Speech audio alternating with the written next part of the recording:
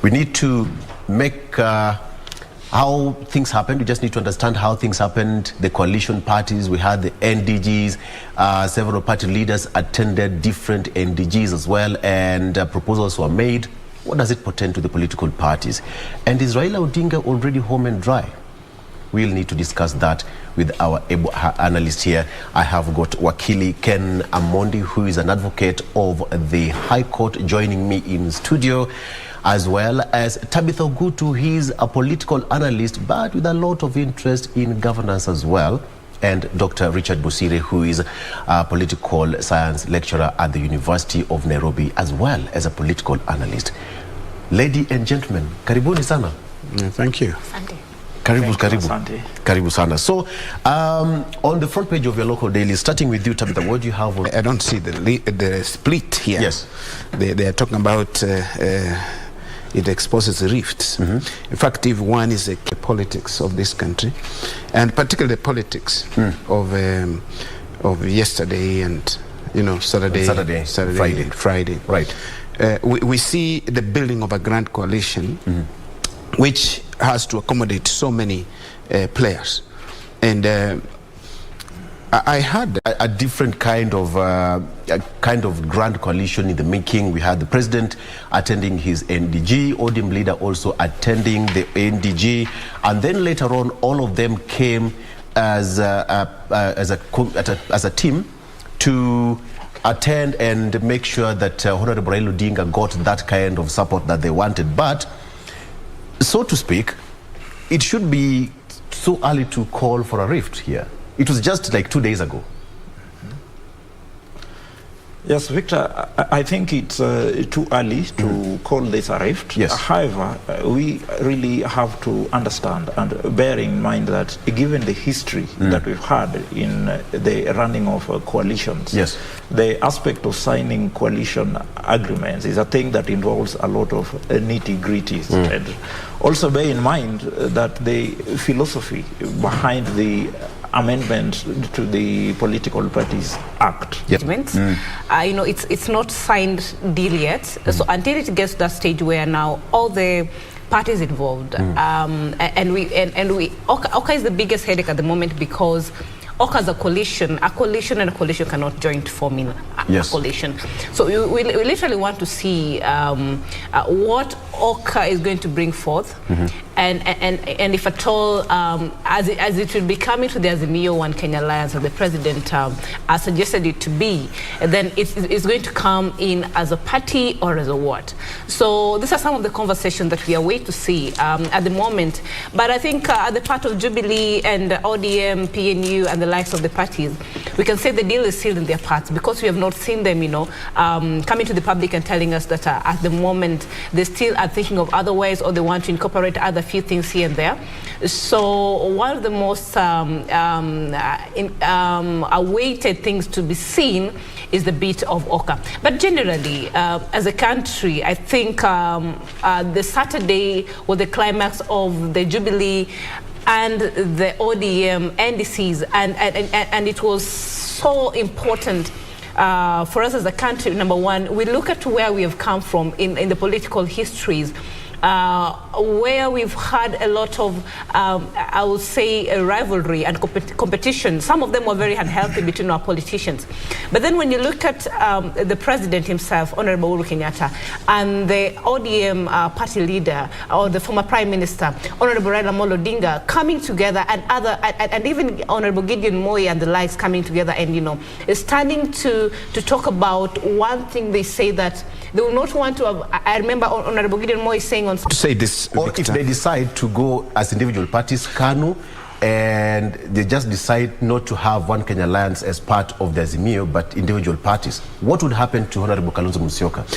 I want to say this, Victor, that the person who is indecisive in this case, although they are saying he is going to be the ultimate decision maker in this process, is Kalonzo, because you see President Uhuru and Jubilee and their affiliate parties have already made it clear. We go to Azimio, we are supporting one presidential candidate. Again, we see the same thing as ODM comes with its affiliate parties, and they say they're supporting one presidential candidate. Kalonzo comes and says, I also have a stake in it. We need to have a nomination, competitive nomination, so that he can perhaps, and I would think Kalonzo is likely to lose to Raila Amolo Odinga, given the numbers across the country, in a nomination, in a fair nomination. And perhaps it's a stage that perhaps Honorable Kalonzo wants to save face. He perhaps wants to bow out, perhaps honorably, to be like, a run-up. You lose by just a final game. Their influence cannot be taken for granted.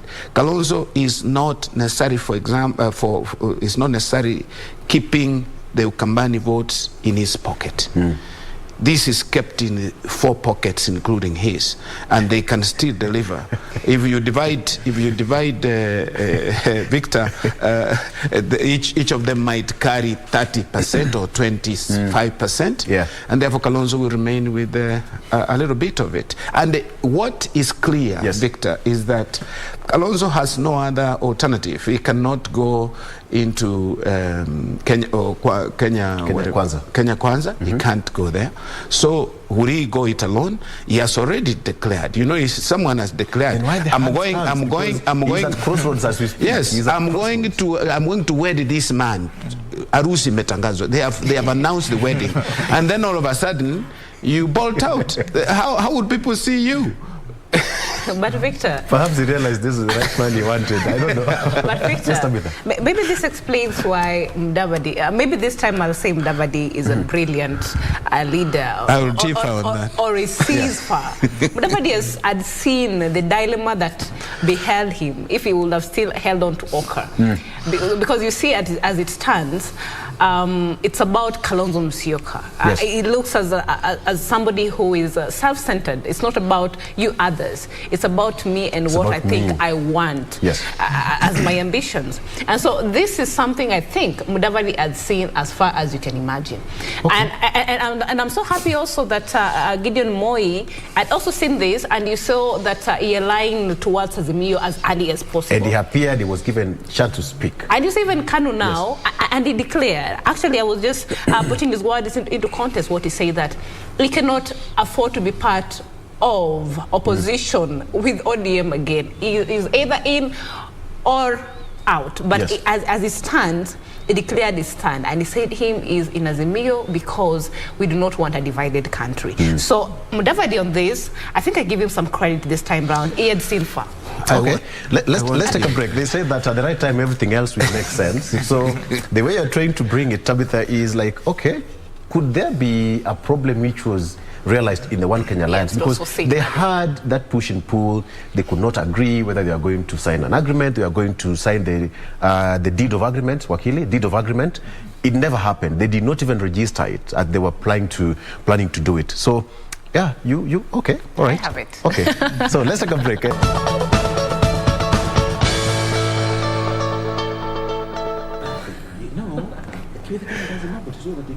And welcome back. We're still having off-air discussion here. It's heated, I can tell you. Brilliant minds arguing their cases out. All right, so let's come back to the Honorable Kalonzo Musyoka factor here, because now it seems that everything has stalled because... But remember, what I'm saying, Victor, is in the end of the day, it's about who has the numbers. Yes. So that in the entity, the coalition called Oka, fine, we have Gideon Moi, but you and I know that based on the way our politics runs, Gideon may not really bring so much in terms of numbers. And of course, that would also be said of the other Oka principle, so that the main guy in Oka in terms of numbers is Kalonzo Musyoka. Yeah. So that in the event that this gentleman, and we have to interrogate it in terms of those two options, how will it affect the Azimio? If he goes it alone, he would be number 3, but would it be such that it would then force us to go into a runoff?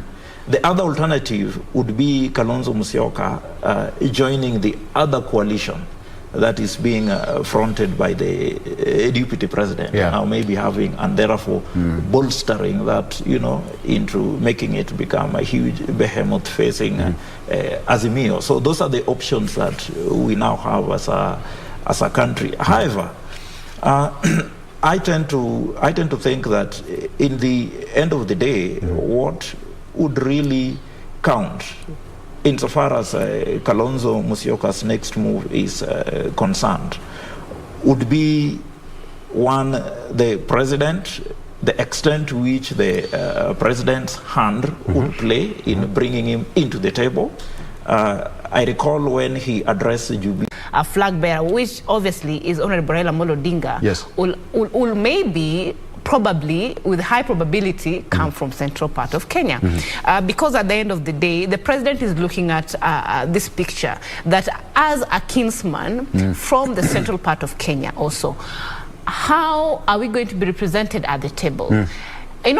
For a minute, I've seen the Tangatanga Maniac saying that the BBI, more or less, may the perception and what it has presented in terms of the executive hybrid type of leadership might play part in this, for example. If at all, I don't know the probability or if it can be enacted before then, but then the president, as they were saying, will have assumed the position of a prime minister, and then now other key political leaders also will have the opposition, which will be considered to be a very fat one in the... Haya, unaona inaendelea.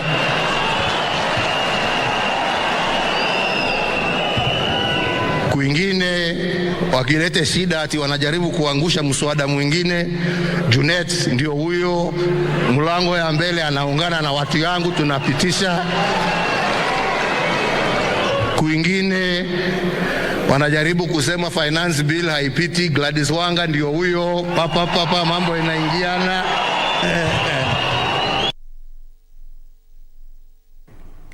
So from what the president said, pandili ingine papa inaingia and no problem.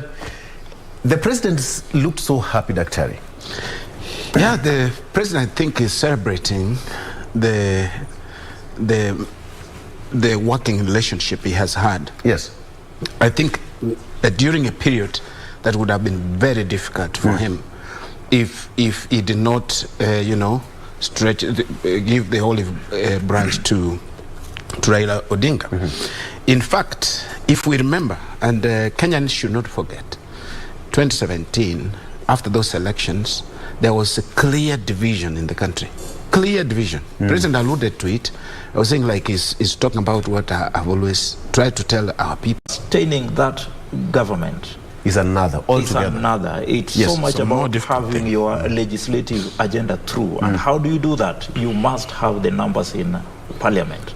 So I want to honestly believe that's one of the reasons why the president really had to come out, and more so as a leader of the Jubilee party, so that in as much as will be possible, he would then be in a position to marshal the numbers in terms of parliamentarians from his backyard in Central Province.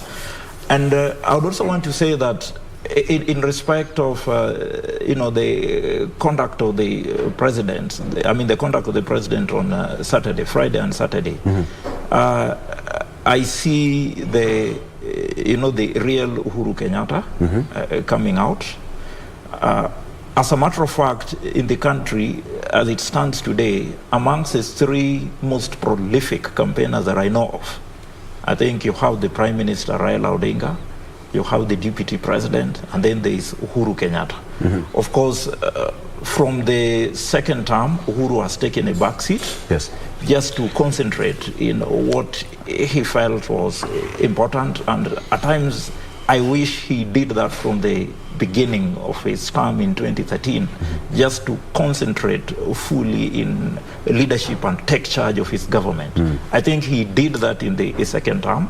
As a matter of fact, he deliberately put politics aside, and the results are there for everyone else who cares to see. So that what then now remains is for us to see to what extent will he manage to reverse the gains by the UDA, particularly in his backyard, now that he's out, now that it is clear that he'll play a big role in government, and particularly, remember, the Kotu boss told us something sometimes back, and most of us took it as a joke. And actually repeated it. I know yeah, what you're going to say next. The president is a young man, and he needs to play a role in government. Like my sister said, and I think Kenyans must now be ready for that, because it would come to fruition. You see, if President, let me not say if, because he is already the leader of the Jubilee Party, assuming he'd also be made the leader of the coalition, the Azimio coalition, and then the Azimio coalition probably has the numbers. Then what would be the implication in the event that, you know, the BBI thing goes through, and ultimately, assuming Raila Odinga becomes the president, and therefore one who would be keen to implement the BBI agenda, then you see the major role that the president would then play, given that he would be the leader of the majority party in parliament. So that I tend to think that we are yet to see the real president. But then, Tabitha, how important is the president going to be even after retirement? Because the Jubilee Party, people said Jubilee Party is dead, and the president said, kuanzia leo mtajua pa Jubilee Party is not dead, and mtajua amjui. Very, very, very, very delicate, or I'll say risky lives for us to, you know, be in as a country. And therefore the handshake was very, very important for this country. So even as we talk about Jubilee being dead, Jubilee was not dead. The difference is Jubilee was working. Because when you talk about Jubilee, even as much as we had a lot of Jubilee leaders coming, we had them speaking everywhere. They're responding to these claims and here and there. The ultimate person that they wanted to speak was the president of Kenya. And he said his time was not yet. So now they're saying... So the silence was deliberate? It was deliberate, and it was very important. That was leadership at play. Okay. Yes. I'm still asking you this, Dr. How important will the president be, even after retirement? Much has been mentioned by my colleagues here. Yes. That the president has clearly demonstrated that he is not going to be outside politics. He wants to be inside. His retirement is not forgetting about politics, about leadership, about government, about all this. He feels that he has a stake and a role to play in politics, let alone the politics of Central, but the politics of the country. Yes. And he is positioning himself to that effect. We have seen him as the leader of Jubilee Party, the party that was dead. Now, has demonstrated that the party actually was busy working, doing something else apart from politics. So the party is coming back. The party actually gives anybody a platform to be able to propagate, communicate, whatever they want to do. And again, being the leader of actually Jubilee Party and the Jubilee Coalition. Not just Jubilee Party, but also Jubilee Coalition, which has many parties within it. You can name them. There are many parties within Jubilee Coalition. And now, once he has the numbers, we have talked about the numbers in the Parliament, or Jubilee Party or Jubilee Coalition has numbers because they're working together with in Azimio, then that will give him the control that he has. Another thing you can see, Victor, from the fear that the Saturday events have evoked. I saw Deputy President saying the President should desist from party politics. Why? Jubilee is dead, ran to UDA in Central Kenya. And some politicians, of course, they heeded that call and they ran to UDA. But what is happening right now? The president is is actually taking charge of Jubilee Party and actually sending shockwaves to UDA, which I thought it had supremacy in Central Kenya, or in particularly Mount Kenya generally. And the president, if the president seizes and controls that region in terms of, or through Jubilee, and in terms of who gets elected, then you can see a president who will have a lot of leeway to control. In fact, let us give the devil his due. They choreographed this very well. The Tanga group choreographed this well. Jubilee is dead, and they continue working on their party, UDA, and they demonstrate that UDA is the party of choice. And it has worked. You have seen defections like Waiguru jumping from back to back and others. Quite a number of people have moved into UDA. But UDA in the near future could be seen as an exotic party if the president continues, or as the president continues with his support for Jubilee and reloading Jubilee. Exotic in the sense that there is UDA has a huge following, like an unquestionable following in Ruto's backyard in the Rift Valley. You never hear them say anything. Okay. I speak to people, I do my political studies, and I see people are really much into, more than 75% into UDA in the Rift Valley. Not Rift Valley, but in Kalenjin land. Because in any event, parties have regional bases. That we agree. Political parties have regional bases. Although the UDA, the deputy president says, oh, UDA is the only national party and all that. They're national parties. KANU has a following all over the country. ODM has a following all over the country. But this one is trying to hide that actually my strongest base is my home turf. Which again we say it is no more unnatural with the way we play politics in this country. Okay. That you must come with your people and then you can bargain to get support from others. Okay. So President, just a moment. The President now, if once he succeeds to do what he wants to do, the greatest threat, he poses the greatest threat to UDA, because UDA will be boxed back to Kalenjin country. That's interesting. I want to come back and talk about that issue, because some people say that the way you're putting it, Daktari, is that we are likely to see more defections and about turns in the next coming weeks or months back to UDA. Perhaps most of the politicians who are still waiting and saying, Atasemani, is Jubilee dead, or what are they going to do? Most of the politicians actually were saying that. Some of them who have been interviewed here would say, we are still waiting, tungoje watasema, wacha tungoje kwanza. So let's wait and see what will happen after this particular break.